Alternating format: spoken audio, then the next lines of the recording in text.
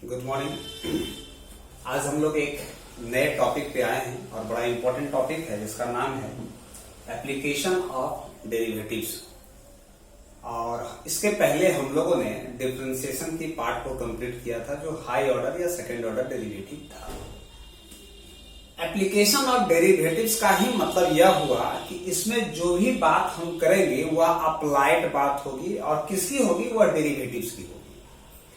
और देखिए इस एप्लीकेशन ऑफ डेरिवेटिव्स में ये 6 टॉपिक हमको पढ़ना था या हम लोगों को पढ़ना था, जिसमें एक था रोल्स एंड लैग्रांजेस थ्योरम, दूसरा रेट एज अ मेजर, तीसरा है एरर एंड अप्रोक्सीमेशन, और चौथा है आपका टेंजेंट एंड नॉर्मल, जबकि फिफ्थ है increasing and decreasing function and sixth maxima and minima. जैसा कि आप लोगों को पता होगा, according to the revise syllabus of the CBSE का जो अभी रिवाइज सिलेबस आया है कोविड-19 पैंडेमिक सिचुएशन में, वो ये है कि इन 3 टॉपिक को हटाया गया है 30% रिडक्शन के अनुसार।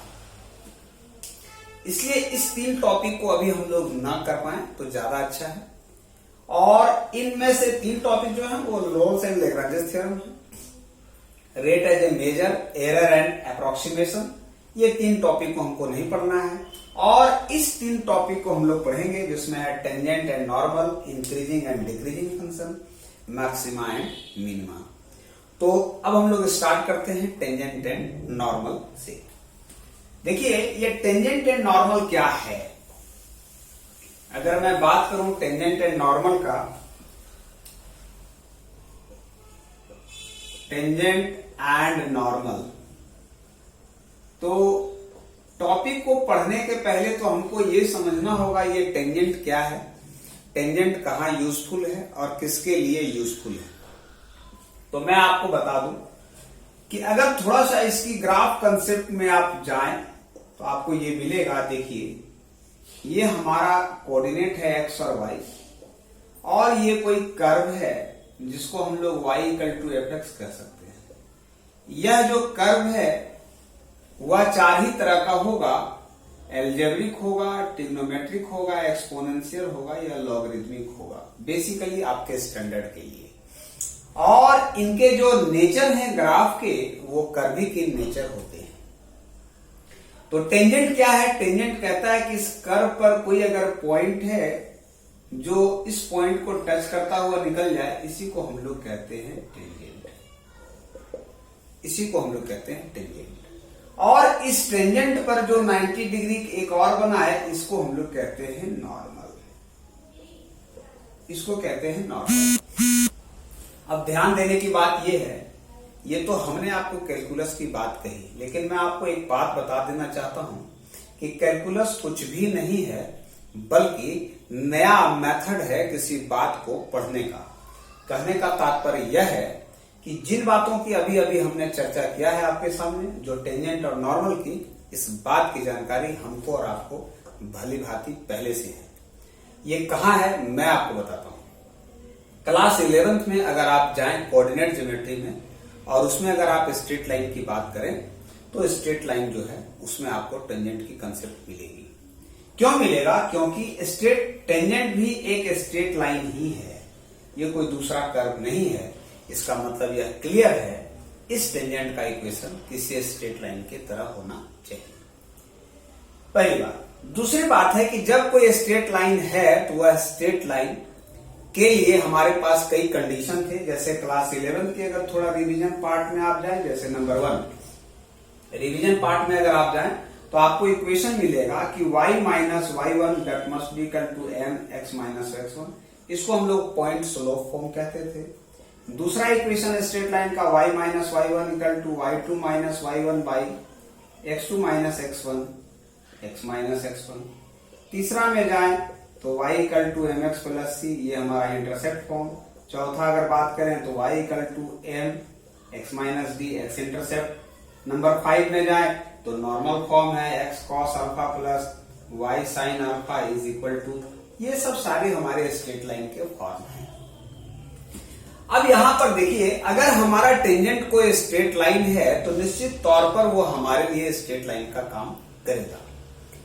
और उस स्ट्रेट लाइन को, इस स्ट्रेट लाइन को कैसे हम कैलकुलस में कोऑर्डिनेट करें, यही हमारे लिए इंपॉर्टेंट है और इसी बात को आपको समझना है। तो मैं आपको 2-3 बात बताता हूं कि इसमें जितने भी क्लास 11th में हम लोगों ने पढ़ा, इसमें किसी भी स्ट्रेट लाइन के लिए हमें 2 पॉइंट की आवश्यकता होती थी, या तो उसके पॉइंट मिले या तो उसका स्लोप मिले। ये 2 बातें होना चाहिए था। कहने का मतलब यह है कि किसी भी स्ट्रेट लाइन को निकालने के लिए किसी भी सूरत हाल हमारे पास 2 डेटा होना आवश्यक है।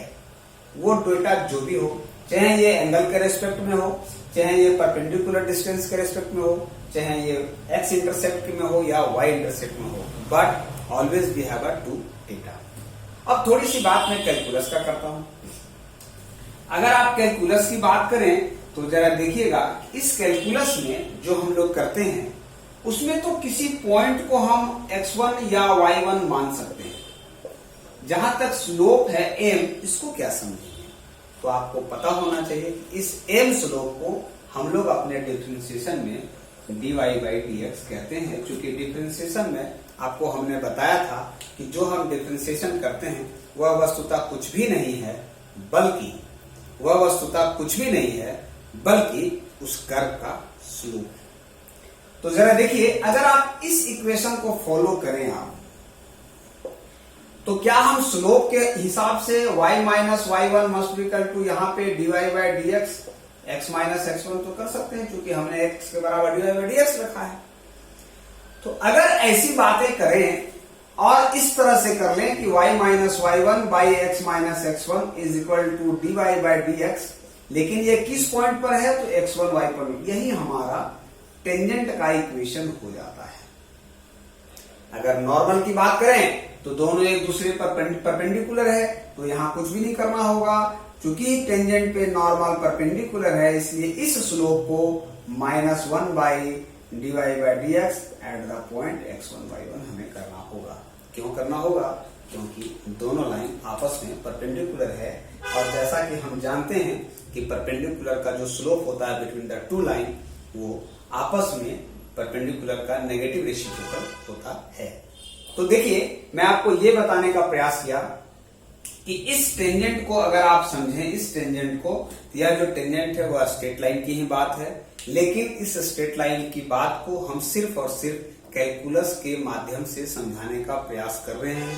बाकी कोई भी नई बात मैं आपके साथ नहीं कर रहा हूं। जो भी बातें हैं, जिसकी जानकारी, जिसका कंसेप्ट आपके पास ऑलरेडी पहले से एग्जिस्ट कर रहा है, बस थोड़ी सी हमने बदलाव की है कि उस स्ट्रेट लाइन की बात को हमने कैलकुलस से समझने या समझाने का प्रयास किया है।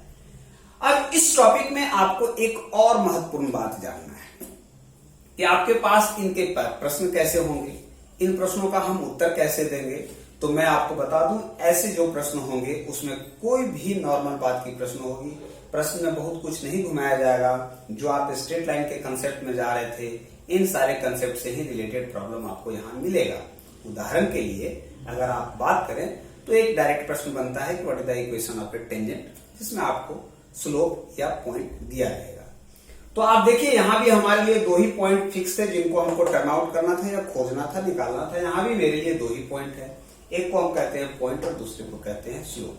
तो किसी भी टेंजेंट के इक्वेशन को निकालने के लिए अगर आपके पास पॉइंट या स्लोप, इस 2 बात की जानकारी बहुत अच्छे तरीके से हो, तो आप टेंजेंट के इक्वेशन को किसी भी तरीके से या भली भांति से आप निकाल पाएंगे। मैं आपको पुनः रिपीट कर रहा हूं कि आपके लिए 2 डेटा आवश्यक है, जिसका नाम है एक पॉइंट और दूसरा का नाम है स्लोप। एक तो क्वेश्चन होगा डायरेक्ट, जिसमें पॉइंट और स्लोप दे दिया जाए और आपसे पूछा जाए कि उसके टेंजेंट और नॉर्मल का इक्वेशन क्या होगा। ये बड़ी साधारण सी प्रश्न है, इन जनरली ऐसे प्रश्न नहीं आते। दूसरा है इनडायरेक्ट प्रश्न। इनडायरेक्ट प्रश्न में क्या होगा कि पॉइंट आपको निकालना रहेगा। यदि पॉइंट नहीं है तो उस पॉइंट के जगह कोई दूसरा डेटा रहेगा। लेकिन एक बात ध्यान रखिएगा कि आपके प्रश्न में हमेशा 2 डेटा दिया रहेगा। क्वेश्चन को पढ़ने के बाद यह आपको तय करना है कि वह डेटा क्या है। अगर आप इस बात को समझते हैं, इस टॉपिक को समझने में कोई परेशानी नहीं होगी। और यदि इस बात को नहीं समझ पाते हैं, वैसे परिस्थितियों में आपको कठिनाइयों का सामना करना पड़ेगा। सो 2 बात मैं बार बार कह रहा हूं, स्लोप एंड पॉइंट। अगर ये हुआ, इनडायरेक्ट क्वेश्चन में पॉइंट नहीं रहेगा, दूसरा डेटा गिवन रहेगा। अगर स्लोप नहीं रहेगा तो फिर उसके जगह पे कोई और डेटा गिवन रहेगा। इन सारे डेटा के हेल्प से हम लोग पॉइंट या स्लोप निकालेंगे और जैसे ही पॉइंट और स्लोप हमारा निकलेगा हमारे पास इक्वेशन होगा टेंजेंट और नॉर्मल का। सीबीएसई में मुख्यतः इससे प्रश्न पूछे जाते हैं जो 4 नंबर के होते हैं। कभी कभी 6 नंबर में पूछा जाता था पहले, जब हमारे सिलेबस में 100 मार्क्स का क्वेश्चन होता था। अब हमारे पास सिर्फ 6 और 6 मार्क्स का 4 मार्क्स का ही क्वेश्चन आता है। इन सारे टॉपिकों से 6 मार्क्स की क्वेश्चन नहीं आती है। तो 4 नंबर के लिए आपके लिए इंपॉर्टेंट है, 2 नंबर के लिए इंपॉर्टेंट है, इवन ऑब्जेक्टिव प्रश्नों के लिए इंपॉर्टेंट है। तो इसमें बात ये रखना है कि सारा कंसेप्ट स्ट्रेट लाइन का आपको दिमाग में रखना है। साथ ही साथ स्ट्रेट लाइन के पैरेलल कंडीशन क्या होते हैं, परपेंडिकुलर कंडीशन क्या होता है, whenever the 2 line are intersect to each other what is the condition, 2 line के बीच का एंगल क्या होता है, इन सारी बातों को भी आपके पास होना चाहिए।